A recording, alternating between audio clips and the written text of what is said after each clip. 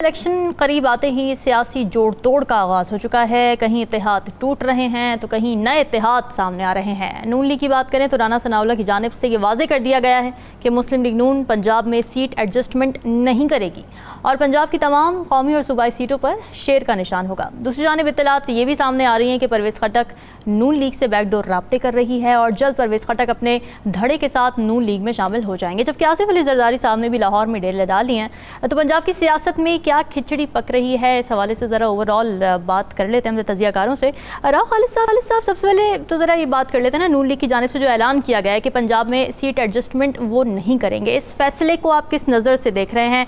इस फैसले के पीछे एक तो पसे मंज़र क्या है, क्या सोच कर उन्होंने ये फैसला लिया और फ़ायदा होगा उनको या नुकसान होगा? देखिए, ये तो बहुत शुरू से ही मालूम था कि जब इलेक्शन होंगे तो पीडीएम एज अलायंस इसमें नहीं जा पाएगी, क्योंकि उसमें किसी को पॉकेट्स हैं, जो भी पार्टियां उसमें हैं उनकी अपने अपनी पॉकेट्स हैं। पीपल्स पार्टी अगरचे हिस्सा नहीं है, अगर हम उनको हिस्सा समझ के हम देखें, पीपल्स पार्टी का सिंध का जो कह लें कि जो रूरल एरियाज़ हैं उसमें उनका एक इन्फ्लुएंस है, वहाँ पे उनका वोट बैंक है। जेयूआई का केपी में और बलूचिस्तान के एक पॉकेट्स हैं, वहाँ पे उनका वोट बैंक है। एएनपी का उधर अपना केपी में एक वोट बैंक है। देन पंजाब में नून का वोट बैंक है और बाकी कोई जमात पीटीआई के अलावा नहीं है जिसका वोट बैंक हो। दो जमातें हैं जो पंजाब का वोट बैंक है। जनूबी पंजाब में किसी हद तक पीपल्स पार्टी का कहा जाता है, लेकिन नून क्योंकि वहाँ पे भरपूर तरीके से इलेक्शन में हिस्सा उसने लिया नहीं पिछले 2-3 इलेक्शंस में, तो शायद वो जब लिया था उन्होंने उस वक्त उन्होंने जीती भी थी। तो मेरा ख्याल है कि ये ख्याल क्या बल्कि यकीन था कि ये लोग नहीं इकट्ठे कभी भी इलेक्शन में जाएंगे और जब इलेक्शन करीब आएंगे तो वो इसको कैंपेन अपनी सेपरेट करेंगे और इलेक्शन भी अलहदा लड़ेंगे। लेकिन इसमें सबसे इंटरेस्टिंग पहलू जो आगे आने वाला है, अभी तो हल्की फुल्की मौसीकी चल रही है, अभी तो जूतियों में दाल बटना शुरू हुई है। इलेक्शन कैंपेन्स इनकी किस किस्म की होगी? आप हमने जो माजी में देखा है जिस किस्म की बातें ये अब स्टेज से करते थे, तो ये लहजा वापस आएगा। अच्छा, ये बड़ा और बड़े ज़ोर शोर से वापस आएगा, क्योंकि इनके पास बेचने को कुछ नहीं है और इलेक्शन में कोई ऐसा बयानी नहीं है जिसकी बुनियाद पे ये इंतखाबात में जाके ये कहें कि हमने ये कमाल कर दिया है। जो सूरत हाल अभी है मुल्क की ओवरऑल, जो हमने आगे शायद डिस्कस भी करनी है इकॉनमी की, तो उसमें इनके पास जो बुनियादी तौर पे है वो या तो 9 मई होगा, जो कि जिस पे ये सारा अपना प्रोपेगेंडा करने की कोशिश कर रहे हैं, या फिर एक दूसरे को आपस में गालियां दे रहे होंगे और उसी किस्म की तकरीरें हमें सुनने को मिलेंगी। तो ये बिल्कुल ऑब्वियस था कि मुस्लिम लीग नून जो है वो उसका जो हल्का असर है पंजाब में, जो नॉर्थ पंजाब हो गया और सेंट्रल पंजाब जो है, उसमें वो जो अपनी सीटें वो कभी किसी के साथ शेयर नहीं करेंगे, क्योंकि उसके बगैर वहाँ पे अगर वो शेयर करते हैं तो फिर वो जीतेंगे कहाँ से? बाकी जगहों पे तो दूसरी पार्टियों के फिर उस पर आ जाता है वो। उनका 1-on-1 अगर पीटीआई के साथ मुकाबला होता है तो फिर उनको कुछ एडवांटेज हो सकता है। अगर वहाँ पे दूसरी जमातें आ जाती है, पीपल्स पार्टी अपने कैंडिडेट खड़े कर देती है, जेयूआई का अगर कहीं है इन्फ्लुएंस वो कर देती है, जमात इस्लामी खड़े कर देती है, इसी तरह से तहरीक लब्बैक अगर वहाँ पे कैंडिडेट्स खड़े कर देती है, तो उनका अपना अपना एक वोट बैंक है जिसका अल्टीमेट फ़ायदा पीटीआई को होगा। अच्छा, और अगर पीटीआई मैदान में हुई तो इनकी आपस में गाली गलोच और शद्दोमत से होगी और ये बहुत नेक्स्ट लेवल पे जाएगी। जो जिस तरह की गुफ्तगू हम जिस पे बड़ा एतराज़ होता है पीटीआई की ज़ुबान पे, वो भूल जाएंगे लोग के पीटीआई वाले ट्रोलिंग जो करते हैं वो तो बहुत पीछे रह जाएगी। तो ये बिल्कुल था, मुस्लिम लीग नून के लिए ऑप्शन कोई नहीं है कि वो इसके अलावा शायद उनको कुछ यकीन दहानियाँ भी हैं। अच्छा। तो कि उनकी कुछ मदद भी हो जाएगी। बदकिस्मती है हमारी अवाम की, बजाय हम दूसरी ताकतों पर ज़्यादा इन्हिसार करते हैं। तो ये इस तरह से मामला तो चलने नहीं है। बहरहाल कोशिश है कि अगर पीटीआई मैदान में हुई तो ये बहुत दिलचस्प मंजर होगा पंजाब में, ख़ास तौर पे केपी का उस तरह से हम कह नहीं सकते कि वहाँ पे कोई और जमात उतनी ज़ोर शोर से काम करेगी अगर पीटीआई वहाँ पे मौजूद होती है। IMF मुआहिदा होने के बाद जहाँ मईशत को वक्ती तौर पर सहारा मिला है, वहीं कुछ अरसे से IMF और पाकिस्तान के दरमियान एतमाद का जो फुकदान नज़र आ रहा था वो भी अब दूर होता नज़र आ रहा है। MD IMF और वज़ीर आज़म शहबाज शरीफ के दरमियान टेलीफोनिक गुफ्तगू हुई है, जिसमें शहबाज शरीफ ने $3 अरब का बेल आउट पैकेज देने पर शुक्रिया अदा किया है और ये यकीन भी दिलाया है कि मुआहिदे की खिलाफ वर्जी बर्दाश्त नहीं करूँगा।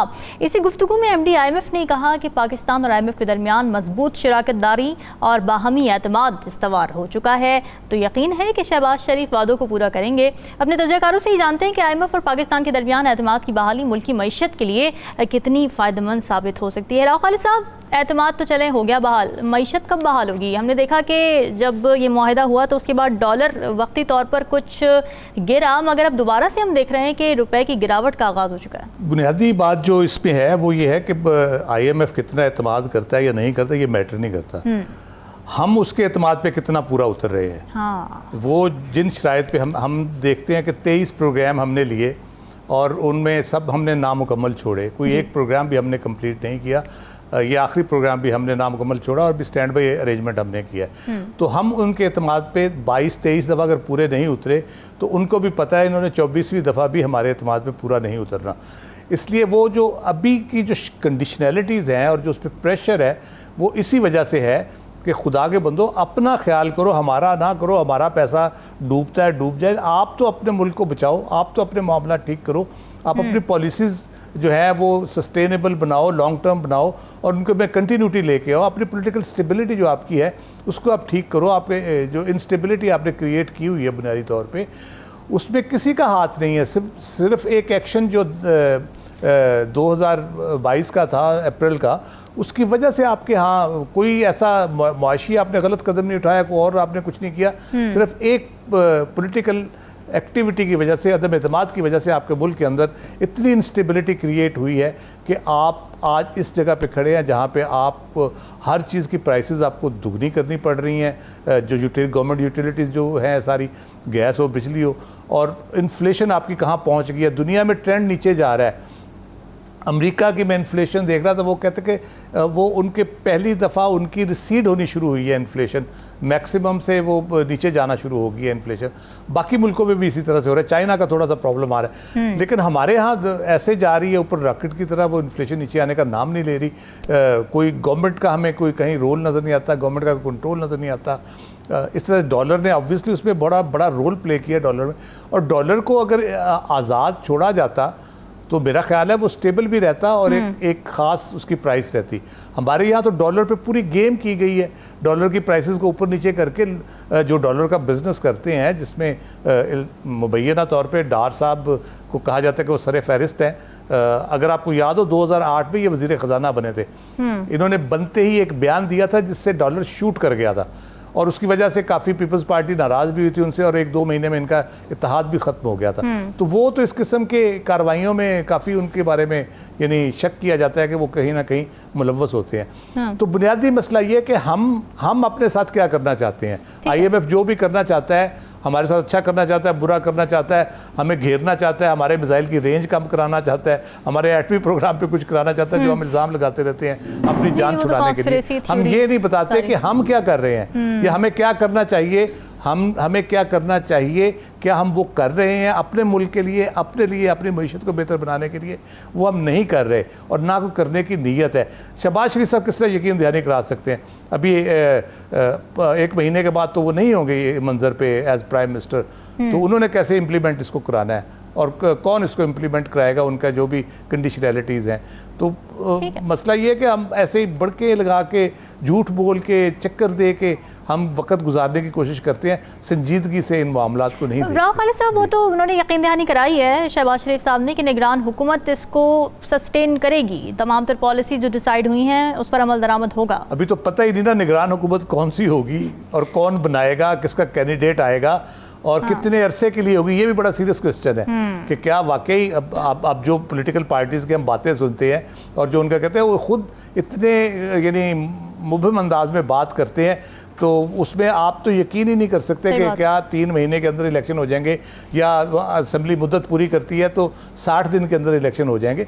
अभी तो आपको कोई कह रहा है जी मार्च तक चले जाएगी, कोई कह रहा है जी 2 साल का सेटअप आएगा, टेक्नोक्रेट्स आ जाएंगे, और कोई कुछ कह रहा है, कोई कुछ कह रहा है। लेकिन हमारा जो तजर्बा है हमारे सामने मौजूद है KP और पंजाब असेंबली का, उसके बाद ये शक करना बजा है कि यहाँ पे भी वही गेम ना हो जो KP और पंजाब में हुई। सुप्रीम कोर्ट ने ऑर्डर किया, हाई कोर्ट ने ऑर्डर किया, पूरा जोर लगा दिया गया, लेकिन इलेक्शन टाइम पे नहीं हुए। इलेक्शन कमीशन ने एक नया जो उसमें एक जो दी है बेस लाइन साफ और शफाफ की, वो तो कभी पूरी नहीं हो सकती पाकिस्तान में, तो इसका मतलब इलेक्शन तो कभी नहीं होंगे।